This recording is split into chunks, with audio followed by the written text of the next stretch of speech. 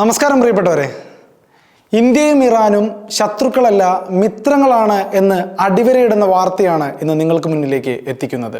ഇറാനും ഇസ്രായേലും തമ്മിലുള്ള സംഘർഷം രൂക്ഷമാകുന്ന പശ്ചാത്തലത്തിൽ പശ്ചിമേഷ്യൻ രാജ്യങ്ങളിൽ നിന്ന് ഇന്ത്യൻ പൗരന്മാരെ സുരക്ഷിതമായി നാട്ടിലെത്തിക്കാനുള്ള ശ്രമങ്ങൾ ഊർജിതമാക്കിയിരിക്കുകയാണ് ഇന്ത്യ എന്നറിയാമല്ലോ.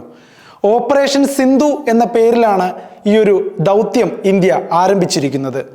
ഇതുവഴി ആയിരക്കണക്കിന് ഇന്ത്യക്കാരെ ഇതിനോടകം ഒഴിപ്പിക്കാനായിട്ടുണ്ട്.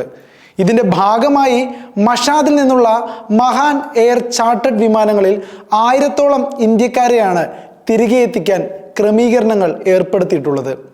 ഈ വിമാനങ്ങളിൽ ആദ്യത്തേത് കഴിഞ്ഞ ദിവസം രാത്രി ഡൽഹിയിലെത്തുമെന്ന് റിപ്പോർട്ടുകൾ ഉണ്ടായിരുന്നു.